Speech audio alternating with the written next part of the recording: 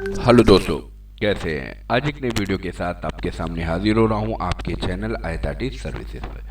दोस्तों, UP smartphone tablet का जो केवाईसी फेल्ड है या मतलब पेंडिंग दिखा रहा है, तो उसको कैसे सही करेंगे, क्या करेंगे, सब कुछ बताऊंगा। बस वीडियो में शुरू से अंत तक बने रहे, कंप्लीटली देखें तो पूरी बात समझ में आए। वीडियो को स्किप बिल्कुल भी ना करें। सबसे पहली चीज़ दोस्तों, आपको केवाईसी अगर आप लोगों को करने के लिए ज़्यादा कुछ नहीं, आपको बस गूगल में जाना है और यहाँ पर यूपी क्या नाम है, डीजी शक्ति डालना होगा या डीजी शक्ति यूपी जो है आप डाल दीजिए। ठीक है, डीजी शक्ति। अब देख सकते हैं कि इसमें मैंने जैसे ही एड्रेस बार के अंदर मैंने ये लिखा, यहाँ पे डीजी शक्ति से जो ये पोर्टल आ गया।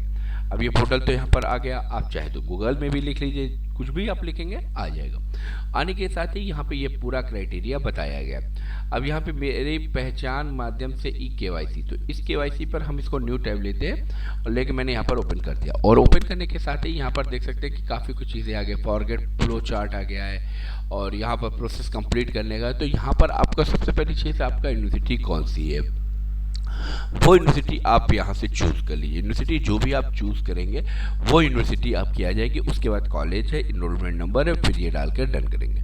तो मैं यहाँ पर एक जो है आपको मालूम भी होगा कि कैसे है, लेकिन जब आप केवाईसी करते हैं दोस्तों, जब आप केवाईसी कर रहे हैं तो कुछ इस तरीके का एक मैसेज आ रहा है और ये मैसेज को भी आप पहले पढ़ेंगे तो बहुत सी चीज़ें यहाँ क्लियर नहीं होंगी। ये मैसेज के बारे में क्या कहा जा रहा है इसको भी मैं बताता हूँ, लेकिन मैंने यहाँ पे बात कह रहा था कि जब आप वो करेंगे, क्या नाम है, सारी चीज़ें आप करेंगे तो फिर केवाईसी करने का क्राइटेरिया यहाँ पे पूरा प्रोसेस आपको फॉलो करना होगा। अब जब प्रोसेस है उसका प्रोसेस आप फॉलो करते हैं तो उसके बाद फिर कैसे करना है वो सारा यहाँ पे दिया गया है। ठीक है, ये चीज़ तो आप लोगों ने देखी होगी, इसको इसको भी खैर आप पढ़ लीजिएगा, मैं इसको नहीं देता हूँ।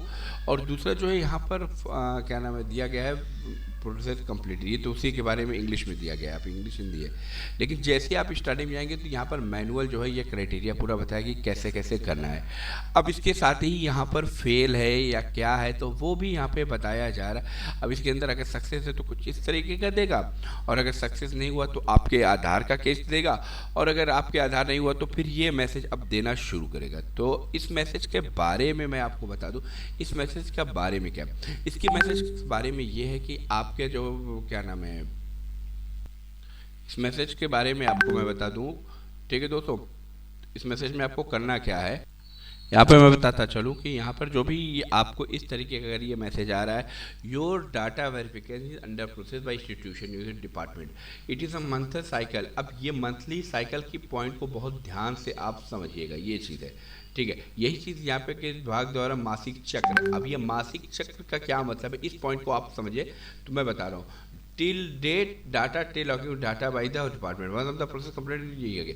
यानी आपका जो केवाईसी है वो एक मतलब जो है करना था 1 से 11 के बीच में आपको करना है। 1 से 11 के बीच में रहता है क्योंकि यहाँ पर 1 से 11 तक डाटा जो है ये अपलोड किया जाता है कॉलेज की तरफ से।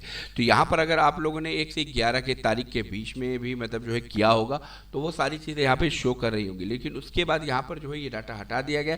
यानी अब आपको जो है 25-27 के बाद से फिर आपको ट्राई करिएगा, 27 तारीख के बाद से फिर 1 से लेकर आप 11 के बीच में, क्योंकि आपका जो है 21 तारीख तक जो है आपको अलॉटमेंट कर दिया जाता है। इस चीज़ को आप अच्छे से समझ लें, क्योंकि डाटा जो जब भेजा जाता है, जब हमारे यूनिवर्सिटी की तरफ डाटा ट्रांसफ़र किया जाता है तो डाटा ट्रांसफ़र करने के अंदर क्राइटेरिया ये होता है कि आपको जो है भी क्या नाम है 1 से 11 के बीच में गवर्नमेंट को, यानी यहाँ पे यूनिवर्सिटी को, और यूनिवर्सिटी से फिर डाटा जो है ये प्रोवाइड किया जाता है, जिसके लिए आसानी के साथ सारी चीज़ें होती हुई चली जाती हैं। ठीक है, तो ये बस यही बताना है कि आपको 1 से 11 के बीच में ये सारी चीज़ें करनी, इसीलिए वो दे रहा है कि डाटा विभाग द्वारा यहाँ पे मासिक चक्र है, सत्यापन प्रक्रिया होने के आप इस प्रमाण से पहचान सत्य कर पाएंगे। यानी आपको 1 से 11 के बीच में करना हो, 27 तारीख के बाद से आप अपने जो है फिर से केवाईसी करें। लेकिन केवाईसी करने में आपको बहुत सी चीज़ों का ध्यान देना होगा, मैं वो भी बता देता हूं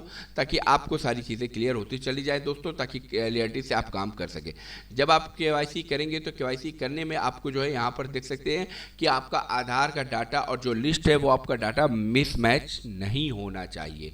अगर ज़रा भी मिसमैच होगा तो फिर वो कुछ इस तरीके का मैसेज देगा, और सारी चीज़ें सही होंगी और आधार से वो मोबाइल नंबर लगा होना चाहिए। आधार से जो है वो मोबाइल नंबर लगा होना चाहिए कि आपका जो है, ताकि OTP लेकर काम कर सके। अगर ज़रा भी वो डिफरेंस होगा तो फिर वो एक दो जो है डॉक्यूमेंट नहीं, तो वरना वो आधार पे आपका डाटा फाइनल कर लेगा। तो बस यही कहना है दोस्तों, घबराने की ज़रूरत नहीं है। आपको सारी चीज़ देख सकते हैं कि यहाँ पर in case of the name, gender, date of birth, तो आपको परेशान होने की ज़रूरत नहीं, ये आसानी के साथ हो जाएगा। तो उम्मीद करता हूँ मेरी बात समझ में आ चुकी होगी। ठीक है दोस्तों, मिलता हूँ मैं नेक्स्ट वीडियो में।